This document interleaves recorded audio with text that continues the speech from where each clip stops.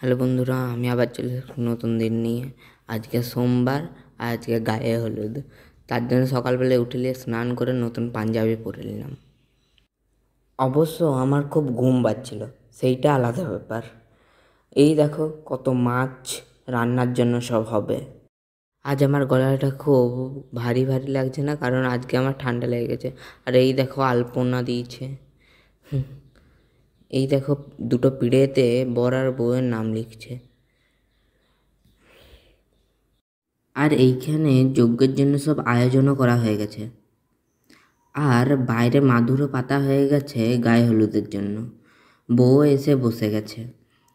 আর প্রথমে আমার মাই গায়ে হলুদ দিচ্ছে। আমি আমার দিদি খুব মিস করছি। যদি দিদি আসে এখন আমরা গায়ে হলুদ দেখতাম না, উল্টে ঝগড়া করতাম। এই দেখো আমার গায়ে কে হলুদ মাখিয়ে দিয়েছে। আর এইখানে জানি না কি নিয়ম পালন করা হচ্ছে, মাথায় পান পাতা দিয়ে তেল ঢালা হচ্ছে। আর আমি মুখটা সাফ করে ফেলেছি, যা গরম বলার নাই। তারপরে আমরা খেতে বসে গেলাম। প্রথমে নুন দিয়েছিল, তারপর কে জানে কীভাবে আমাকে রাক্ষস টাক্ষস ভাবে নাকি, তার জন্য এতগুলো ভাত দিয়ে দিয়েছে। তারপরে ডাল দিল, একটা সবজি পাতি দিল, আর মাছ দিল, আর চাটনিও ছিল। অবশ্য যতগুলো ভাত দিয়েছিল সবগুলো আমি খেয়ে নিচ্ছি, সেইটা আলাদা ব্যাপার। তারপরে স্নান করাতে একটু পুকুরে নিয়ে যাওয়া হলো। পুকুরটা দেখেই মনে স্নান করলে, এত গরম। তারপর আমি ঘর এসে নিয়ে ফ্রেশ হয়ে গেলাম, জামা কাপড়ও ছেড়ে নিলাম। এরপর রাত্রেবেলায় আবার পাঞ্জাবি বা শেরওয়ানি পরবো। আর আমি একটু চা খেয়ে নিলাম। কালকে রাত্রে দেখো সবাই মেহেন্দি করেছে এইরকম। কালকে রাত্রে এত মেহেন্দি করেছে যে কাউকে ঘুমাতে দেয়নি, সিরিয়াসলি। এই দেখো এইখানে সাজানো হচ্ছে, কেমন লাগছে অবশ্যই কমেন্টে বলবে। আর এইখানে ঠাকুর মশাইদের জন্য রাইস আর পনিরের তরকারি বানানো হচ্ছে। আর এইখানে আমি রেডি হয়ে গেছি। শেরওয়ানিটা পরে কেমন লাগছে অবশ্যই কমেন্টে বলবে। আর এইখানে দেখো বরযাত্রীর জন্য টিফিন প্যাক করা হচ্ছে। আর টিফিনে কত মিষ্টি আছে দেখো, আমার তো এক্ষুনি খেয়ে নিতে ইচ্ছা করছে। আর এই দেখো আমাকে আলপনা আঁকতে দিয়েছে। হ্যাঁ, আমি আলপনা আঁকতে জানি। কে জানে এইখানে কেমন, এইখানে তুলি দিয়ে আলপনা আঁকা হয়। আর আলপনাটা কেমন লাগলো অবশ্যই কমেন্টে বলবে।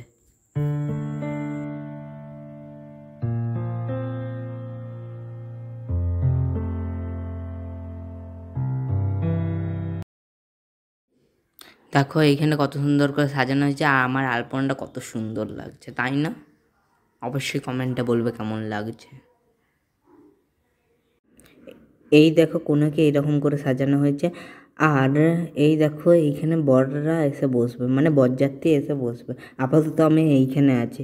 আর এইদিকে দেখো খাওয়া দাওয়া চলছে, একটু পরে আমরাও খাওয়া দাওয়ার জন্য আসবো। এইখানে বরযাত্রী এসে গেছে, আর এইখানটাও তৈরি হয়ে গেছে। আর এইখানে বিয়েও স্টার্ট হয়ে গেছে। তারপরে বিয়ে দেখার পর আমরা চলে গেলাম খাবার খেতে। এরপরেই বিয়ে বাড়ির আসল জিনিসটা জমবে, খাবার খাওয়া। প্রথমে দিল নুন লেবু, তারপরে কিছু চানাচুর টাইপের দিল, তারপরে দিল রাইস, তারপরে একটা চানা মশলা দিল। তারপরে আমি ভাতও নিয়েছিলাম, তার সঙ্গে ডালও নিয়েছিলাম। আর ভাতের সঙ্গে আমার লেবু মেখে খেতে দারুণ লাগে। কার কার ভাতের সঙ্গে লেবু মাখিয়ে খেতে দারুণ লাগে অবশ্যই কমেন্টে বলবে। তারপরে দিল পোস্ত, তারপরে এলো চিকেন। তারপরে দেখো আমার মুখটা কেমন করে আমি খাচ্ছি।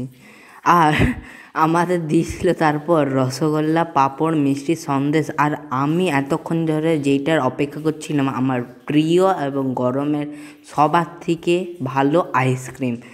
আমার তো দারুণ লাগে আইসক্রিম। আর সবার শেষে তো জানোই কি আছে, হাজমোলা। এটা সবারই প্রিয় আর হজমও করে। এখন প্রায় রাত 4টা বাজছে। সরি, রাত নয়, ভোর 4টা বাজছে। আবার কালকে সকালে উঠতে হবে, আমার বহুত ঘুম পাচ্ছে।